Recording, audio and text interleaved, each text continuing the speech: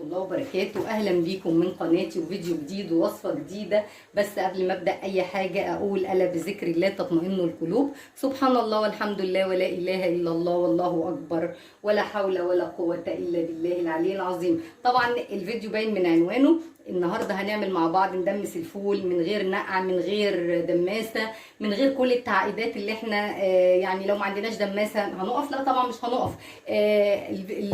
بننقع الفول لوقت طويل جدا ونبص نلاقي القشره الخارجيه دي عايمه على وش الفول وشكلها مش حلو. فطبعا النقع ده يعني اذا حبيتي تنقعيه هم ساعتين 2، بس انا النهارده هعمله معاكم من غير نقع ولا اي حاجه، بمكونات سهله وبسيطه زي ما احنا شايفين كده مع بعض.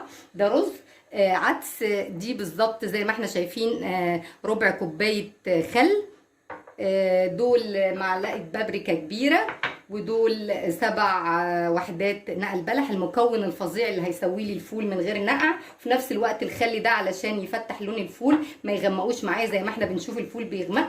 وطبعا الرز ده عشان قوام الفول، والعدس قيمه غذائيه وبرده بيعزز نوع الفول وبيعلي القيمه الغذائيه للفول، لان احنا طبعا عارفين ان الفول كله، العدس كله مواد مضاده للاكسده، بيمنع تكوين الخلايا السرطانيه، بيظبط ضغط الدم، بيظبط الجهاز المناعه بشكل عام.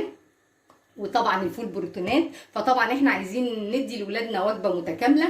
زي ما احنا شايفين كده انا الكاتل معاكم، انا يعني عايزه الميه بتغلي، يعني انا لسه كنت شغاله بس انا عايزه الميه بتغلي فبعيد تشغيله تاني معاكم. عايزه اقول لكم ان الوصفه دي تتابعوها كده تمام. هنقول بسم الله الرحمن الرحيم. هنجيب الحله اهي وهنزل بقى بالرز، وهنزل بالعدس والبابريكا تمام.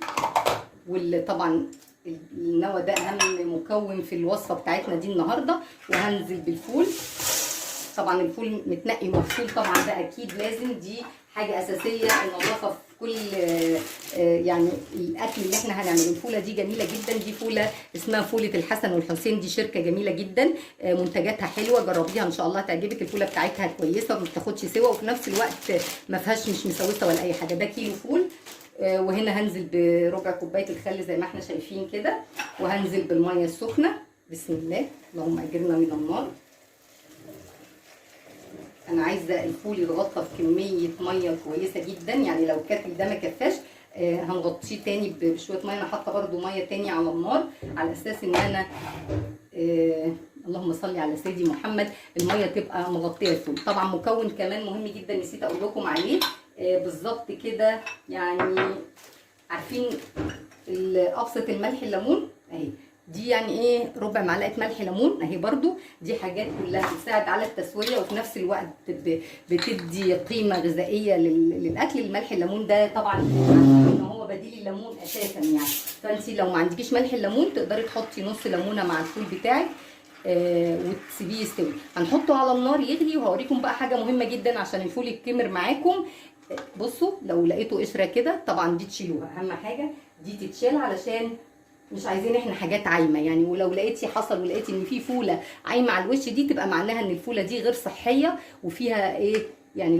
لو دي فضلت عايمه كده هشيلها عشان يبقى معناها ان الفوله دي من جوه مسوسه او فيها اي حاجه تمام. فهي كده عايمه على الوش اهي ما هبطتش، هشيلها خالص مش هستخدمها. وهنروح مع بعض للبوتاجاز، خليكم معايا. شايفين احنا مع بعض كده على البوتاجاز، كل اللي انا عملته زي ما انتم شايفين، لا حطيت لا بصل ولا ثوم ولا طماطم ولا اي حاجه خالص من الحاجات اللي احنا بنحطها دي وصفه والدتي الله يرحمها، وصفه سهله. وكمان دي وصفه المطاعم، يعني انت لو دخلتي على اي مطعم على اليوتيوب يكون عامل يعني قناه هتلاقي الوصفه بنفس الطريقه دي مع استبدال الرز بالفول المدشوش.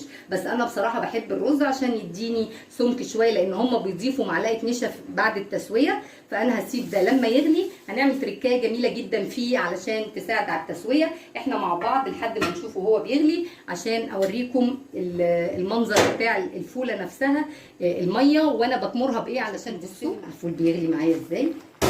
بقى في هنا حاجه مهمه جدا هعملها، ان انا ادي تقليبه للفول. وبعد ما ادي تقليبه للفول هبتدي ان انا اعمل له بقى عمليه خمر. شايفه الكيس ده كيس ستريتش راب اللي عندي، يعني انا بصراحه ما عنديش ستريتش راب دلوقتي، فانا هعمل كده مخمور الكيس، واحاول افرغ منه الهواء باي بالشكل جامد يعني اهو كده تمام اهو. ابتدي ان انا البس الكيس كده كويس، وهنزل كده عشان الهواء يطلع معايا اهو. شايفين الهواء بيطلع ازاي اهو اهي كده، الهواء خلاص طلع كله. هبتدي ان انا اوطي على الفول بتاعي شمعه خالص، يعني زي ما بندمس الفول العادي. هيستوي معايا بالظبط بالكتير في خلال ساعه هيكون الفول بتاعي ده استوى نتيجه الكاميرا اللي انا عملتها والكام خطوه اللي انا عملتهم معاكم. هقفل معاكم وبعد ساعه ان شاء الله ارجع لكم واقول لكم اخد وقت قد ايه بالظبط، واقول لكم ان شاء الله نكمل هنعمل ايه في بقيه خطوات القلب. انا نقلته في حله كبيره لان بسم الله ما شاء الله لقيته زاد جدا، وبصراحه بعد ساعه لسه ما كانش استوى زي ما انتم شايفين. بس اهم حاجه عايزه اوريها لكم ان مفيش قشور على وش الفول. هسيبه بقى يكمل سواه، وساعه النضج هوريكم بقى تمام النضج وهنكمل الخطوات مع بعض. خليكم بعد ما الفول استوى. شايفين الفول الحبه الواحده بوحدتها ازاي، ولون الفول كهرمان زي بتاع العربيه بالظبط. الفوله عايزه اوريكم، بصوا الفوله زبده في ايدي ازاي.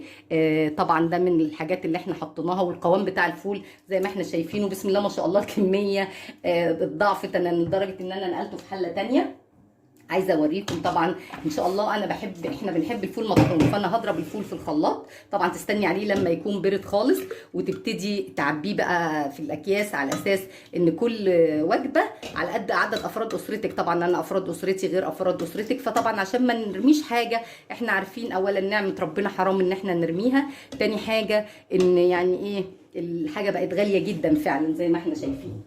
فانا هضرب الفول في الخلاط من غير ميه خالص زي ما احنا شايفين كده مع بعض. بسم الله، علشان انا مش عايزه القوام اللي انا عملته ان هو يبقى خفيف معايا. هنقول بسم الله.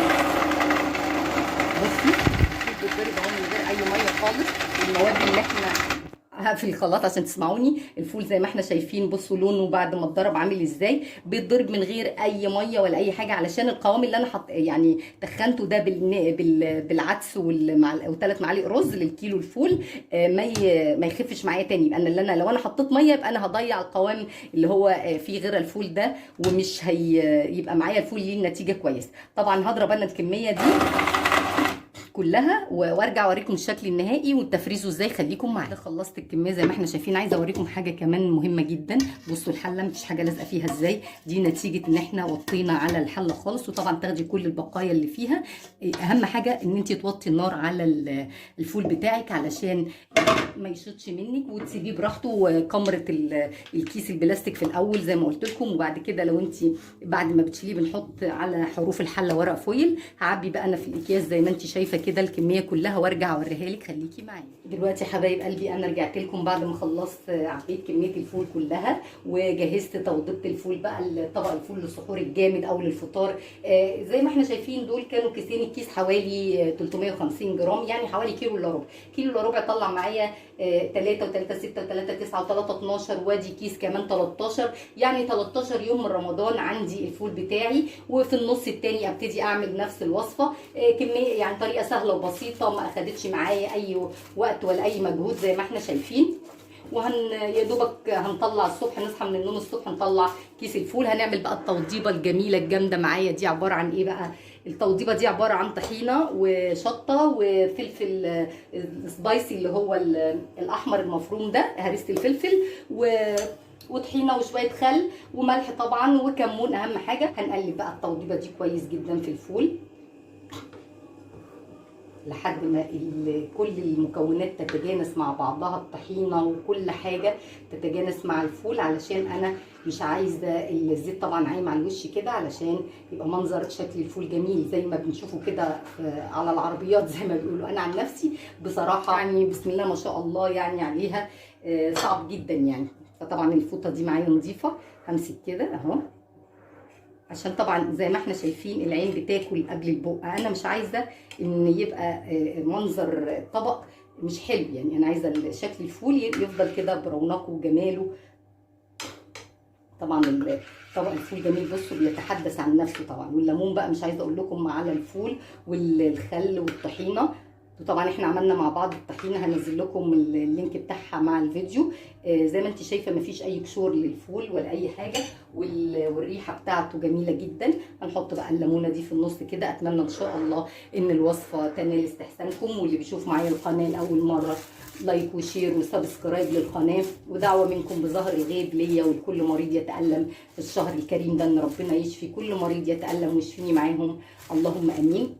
الوصفه بجد جميله جدا، والطريقه هايله، جربيها هتعجبك وهتنال استحسانك، يعني هتعتمديها بجد ان شاء الله. اترككم في رعايه الله وامنه، واستناكم في حلقه جديده وفيديو جديد.